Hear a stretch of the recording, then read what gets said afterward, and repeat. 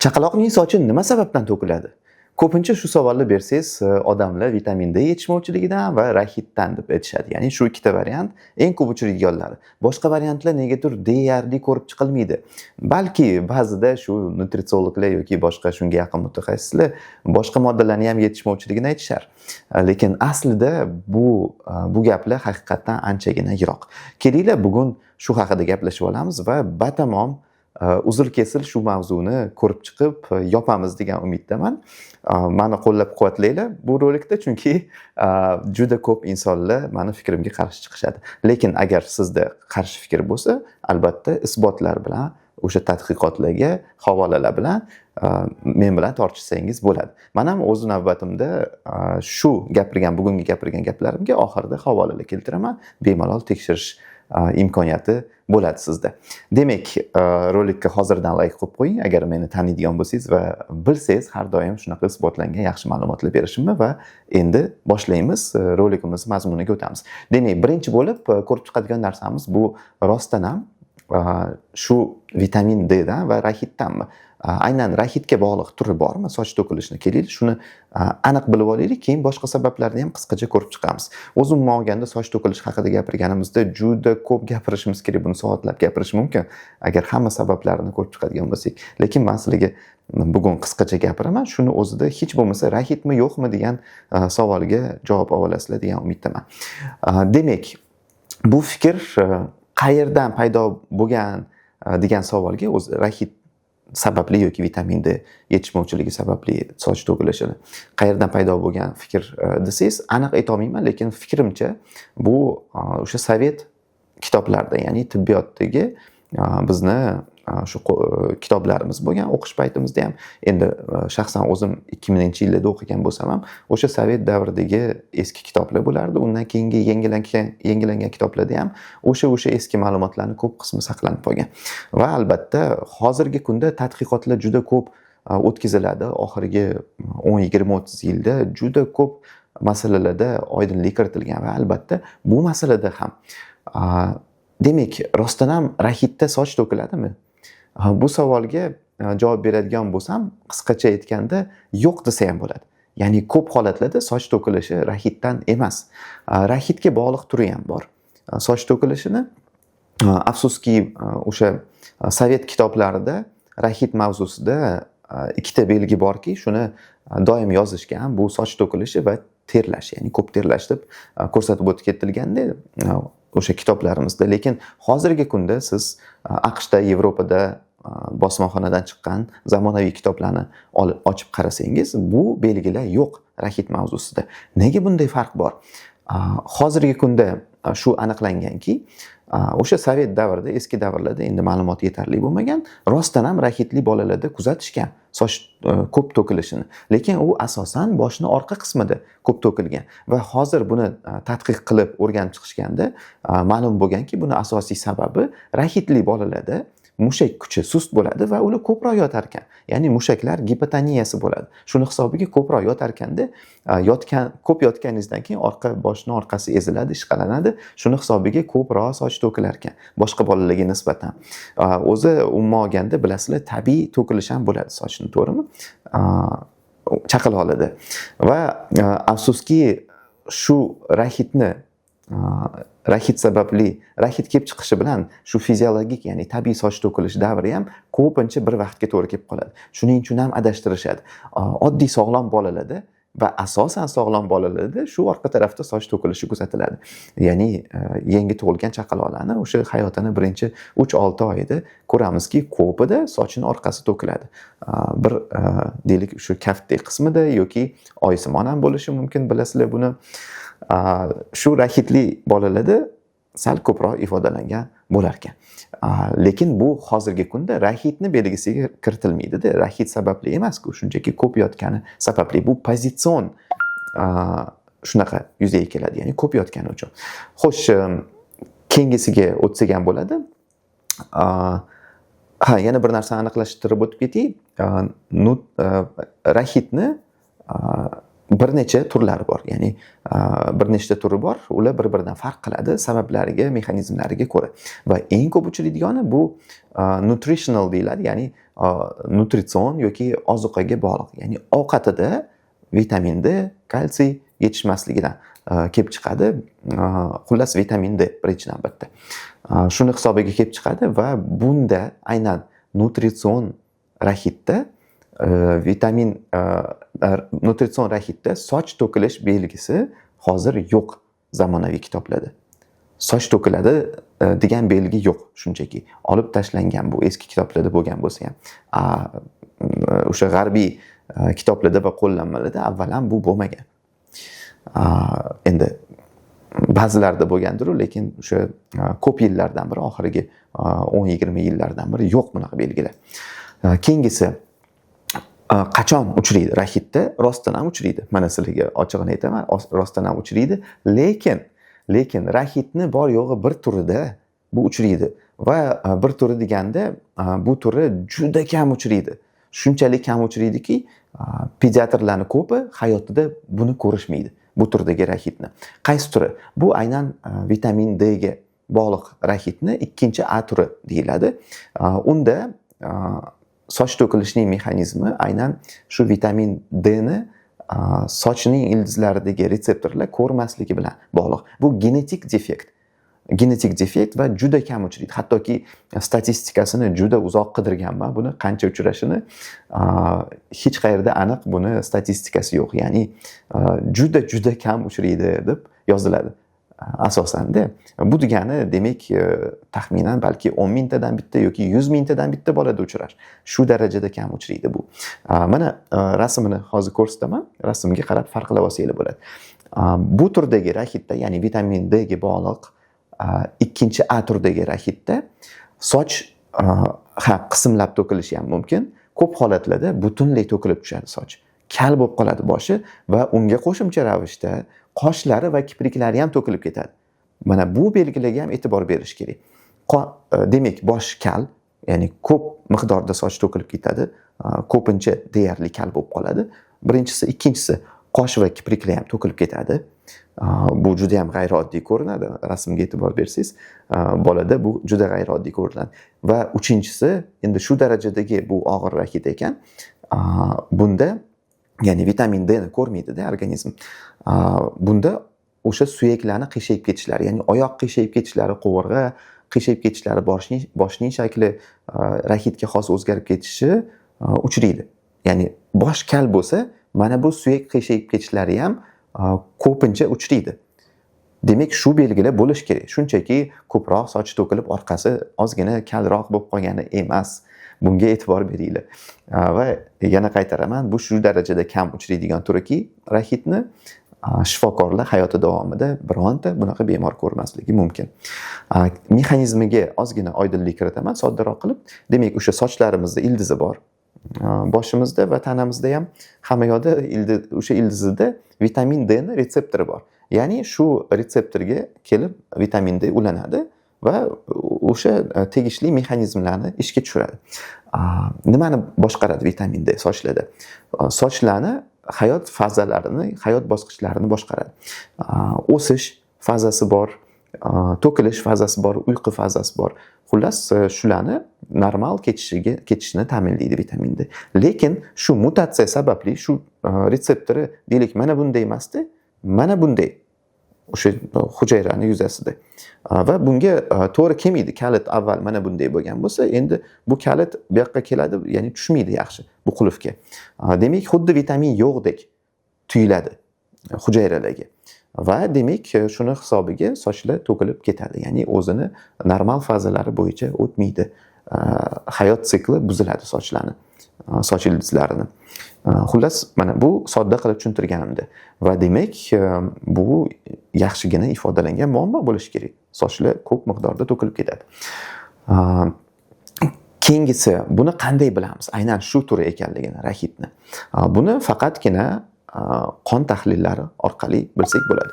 Ko'rinishi bo'yicha taxmin qilamiz buni va qon tahlillarini o'tkazganimizda buni farqlaymiz. O'zi odatda bir nechta tahlillar o'tkaziladi rahit taxmin qilinganda bo'ladi. Lekin afsuski O'zbekistonda deylik terilyapti, soch to'kilyapti deb hech qanaqa tekshiruvlarsiz vitamin D ni katta dozalarda buyurib tashlashadi. Bu noto'g'ri. Rahitni o'ylayapsanmi? Odatda analiz o'tkazish kerak, qon tahlillari, unda 5-6 ta ko'rsatkichlari bor. Va o'sha kerak bo'lgan holatlarda suyaklar rentgen qilinishi mumkin. Odatda bu bilak yoki tizzalar rentgen qilinadi, o'ziga xos o'zgarishlari bor unda.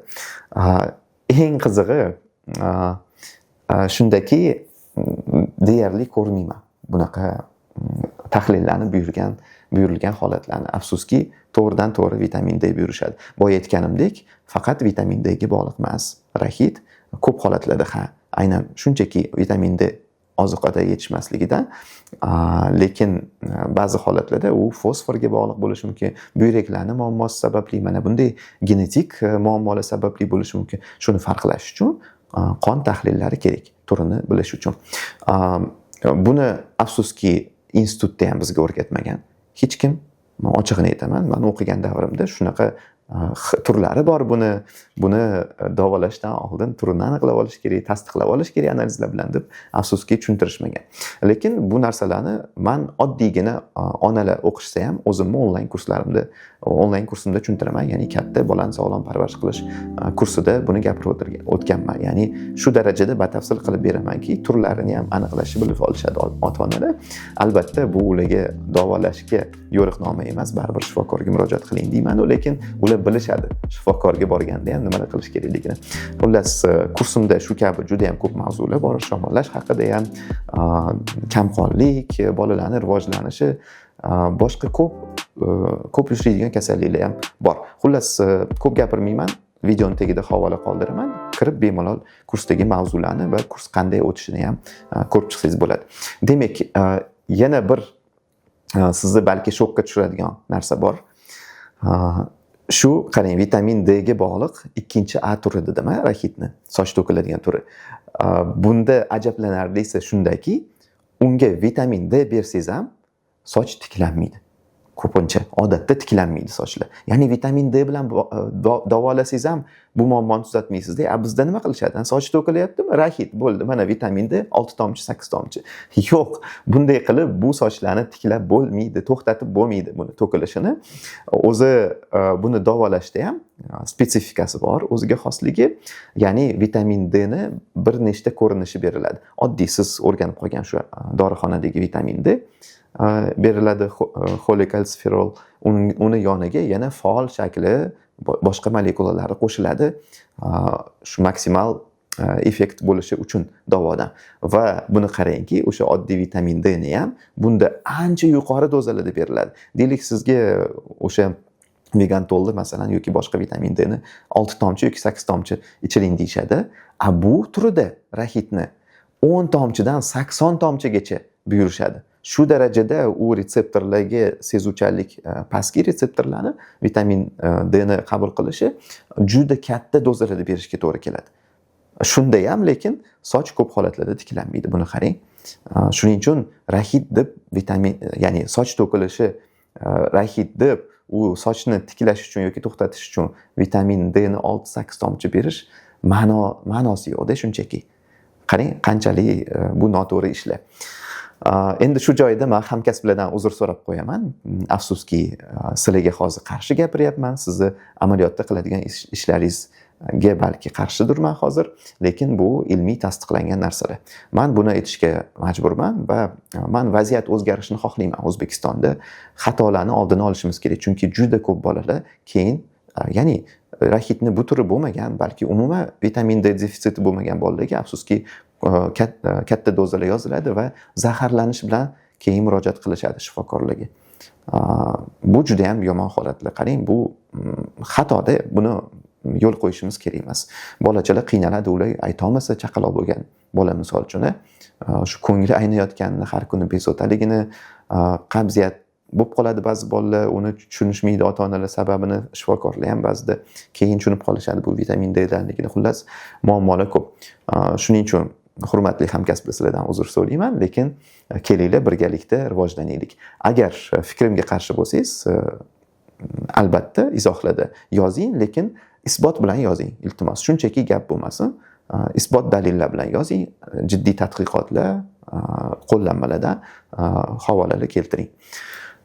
Keyingisi endi vitamin D dan emas ekan, qarang, shu vitamin D ga to'g'ridan-to'g'ri bog'liq emas ekan. Deyarli hech qachon kam uchraydi dedim-ku, o'sha rahit turini kallikka olib keladigan. Boshqa rahitlarda shunchaki ko'p yotgani sababli ko'proq to'kiladi sochi. Demak, rahitga to'g'ridan-to'g'ri bog'liq bo'lmasa, unda nima sabablar bor soch to'kilishiga? Nimadan to'kilishi mumkin bo'lmasa degan savol sizda paydo bo'ladi albatta. Lekin men hozir batafsil hammasini tushuntirib bera olmayman. Qisqacha bir nechta sababini gapirib o'taman. Bugungi rolikimizda 10 ta eng ko'p uchraydigan sababi bo'ladi. Shu soch to'kilishini va siz shunchaki gaplarimni ajratib olishingiz mumkin. Balki kelajakda men batafsilroq yana bitta rolik tayyorlarman bu mavzuda. Demak, bitta hozir sababini ko'rib chiqdik. O'sha rahitni juda kam uchraydigan turida bo'lishi mumkin ekan, genetik mutatsiya sababli. Va boshqa sabablardan eng ko'pi bu fiziologik soch to'kilishi, ya'ni tabiiy o'sha hayotining birinchi 3-6 oyda chaqaloqlarning sochi to'kiladi. O'sha qorin sochi deymiz, qorin sochi to'kilib, keyin o'zini shu normal sochlari chiqib boshlaydi bolani va 1 yosh, 1,5 yoshga kelib ancha-muncha tiklanib qoladi sochi. Bu muammo emas, buni davolash kerak emas. Odatda orqa tarafda to'kiladi, shu bitta kaftingizda, ya'ni mushtingizda dog' sifatida orqani o'zida to'kilib qoladi ensa sohasida yoki oysimon to'kilishi mumkin. Bunda endi o'sha gormonal o'zgarishlar sababchi ham deyiladi va hokazo. Nima bo'lganda ham buni davolash kerak emas, bu muammo emas. Juda xavotir olsangiz shifokorga ko'rsating, lekin ko'pincha soch to'kilishining sababi shu. Keyingisi, bu odatda buni isbotlash sal qiyinroq, lekin stress va isitma bilan kechadigan kasalliklardan keyin ham sochda to'kilishi mumkin bolalarda. Ya'ni deylik 5-6 kunlab isitmasi 39-40 bo'lib, misol uchun kasal bo'lgandan keyin bolalarda soch to'kilishi kuzatiladi ba'zida. Har doim emas, ba'zida bu bo'lishi mumkin. Keyingisi bu seborreya dermatiti, ya'ni sochida shu oq sariq qazg'oqlar bo'lib qoladi chaqaloqlarda, yangi tug'ilgan chaqaloqlarda, bilasizlar buni, ko'pchilikda kuzatiladi bu. O'sha hududlarda ko'proq soch to'kilishi mumkin. Ayniqsa siz uni tozalaydigan bo'lsangiz. Tozalash jarayonida soch bilan birga ko'chirib olishingiz mumkin-da shu qazg'oqlarni. Mana yana bitta sababi. Keyingisi bu zamburug'li infeksiya. Lekin zamburug'li infeksiyada nimani ko'ramiz? Sochlar ko'p holatlarda sinib-sinib tushadi. Ya'ni sochlarning o'sha to'nkachalarini ko'rasiz va ular savol belgisiga o'xshaydi. Ko'pincha to'nkachasi o'sha deylik 2-3 millimetrli soch chiqib turgan bo'ladi. Ya'ni to'liq kal bo'lib qolmaydi. Singan sochlarni ko'rasiz ko'p holatlarda. Va undan tashqari qizarish bo'lishi mumkin. Aylanasimon o'choq bo'ladi va kepaklanish ham kuzatilishi mumkin yuzasida, ya'ni ba'zida oppoq bo'lib qoladi kepak bilan qoplanib. Shunaqa holatlarni ko'rsangiz, bu zamburug' bo'lishi mumkin. Zamburug' ko'p holatlarda qichishadi ham. Kichkina chaqaloq albatta qicha olmasligi mumkin, hali harakatlari ravon emas-ku, lekin kattaroq bolalar buni qichib boshlaydi. Keyingisi bu alopecia areata deymiz, ya'ni ko'pincha dumaloq avval shaklidagi soch to'kilishi, unda mutlaq kal bo'lib qoladi. Hech qanaqa to'nkachalari singan sochlar bo'lmaydi. Dumaloq bironta hudud mutlaq kal bo'lib qoladi. Bu autoimmun kasallik hisoblanadi, ya'ni immunitetingiz shu soch ildizlariga qarshi kurashib, ya'ni bu xuddi infeksiyadek unga qarshi kurashadi. O'zini sochi ekanligini tushunmagan holda. Shuni hisobiga to'kilib tushadi sochlar. Xullas, bu holatda albatta doim shifokorga murojaat qilish kerak. O'zi har qanaqa holatda ham siz shubhalanyapsizmi, shifokorga murojaat qiling. Yana bitta sababi bu traksion soch to'kilishi, ya'ni tortish hisobiga. Ba'zi bolalarni shu odat paydo bo'lib qoladi, sochini tortish. Odatda bu mana chakkalarida bo'ladi, demak, qo'li yetgan joylarda buni ko'rasiz. Sochini ko'p tortgani sababli o'sha hududda shunchaki ko'proq sochlar to'kiladi. Buni shunchaki shu odatini yo'qotish orqali muammoni yo'qotish ham mumkin. Keyingisi, ba'zi moddalarning yetishmovchiligi sababli ham soch to'kilishi mumkin. Masalan, bu sink yetishmovchiligi, lekin sink yetishmovchiligini ham adashmasam bu ham kam uchraydigan genetik shunaqa varianti bor. Genetikaga bog'liq defekti o'shanda uchraydi. Ya'ni bu juda ham kam uchraydigan holat. Undan tashqari biotin ya'ni B7 yoki H vitamini deymiz, u yetishmaganda ham soch to'kilishlari bo'lishi mumkin, lekin bu ham ancha kam uchraydigan holat. Va 10-sabab bugungi roligimizda aytadiganimiz bu terining tug'ma defektlari bo'lishi mumkin. Shu terini shu hududida tug'ilganidanoq o'smaydi sochlar. Agar shunday hududlarni ko'rsangiz, bunda aynan shu tug'ma defekt bo'lishi mumkin terida. Buni shunchaki tasdiqlatasiz shifokorda. Endi qandaydir odatda dorilar bilan davolab bo'lmaydi. Kelajakda masalan soch ekish yoki terini plastik jarrohlik yo'li bilan to'g'irlash mumkin bo'ladi. Endi buni shu dermatolog yaxshirog'i trixolog shifokor bilan, ya'ni soch bilan shug'ullanadigan dermatolog bilan gaplashganingiz ma'qul, aniqroq ma'lumotlar olish uchun. Xullas, bugungi roligimda xavotirlaringizni kamaytirdim degan umiddaman. Chunki ko'pchilik rostdan ham rahit deb o'ylashadi va bekorga davolab yurishadi, bolasini kasalvon deb o'ylashadi. Afsuski, ko'pincha soppa-sog' bolalar bo'ladi-da. Xullas, xavotirlaringizni, shu o'ylaringizni kamaytira olgan bo'lsam, albatta bu rolikka like bosing va obuna bo'lmagan bo'lsangiz kanalimga obuna bo'lib qo'ying. Harakat qilaman kelajakda ham ko'proq roliklar chiqarishga, balki shu rolikni davomi ham bo'lar. U davomini o'tkazib yubormaslik uchun siz podpiska qilib qo'ng'iroqchani yoqib qo'ysangiz ham juda ham yaxshi bo'ladi. Undan tashqari albatta Instagram va Telegram sahifalarimga ham obuna bo'ling, chunki u yerda soch to'kilishi haqida boshqa ma'lumotlar ham berganman avvallari. Bemalol galereyaga kirib ko'rib chiqasiz. Yana bir bor qaytaraman. Onlayn kurslarim haqida havolalar pastda bo'ladi rolikning tagida va isbot dalillarni ham havola sifatida keltirib o'taman. Ko'rganingiz uchun rolikni katta rahmat.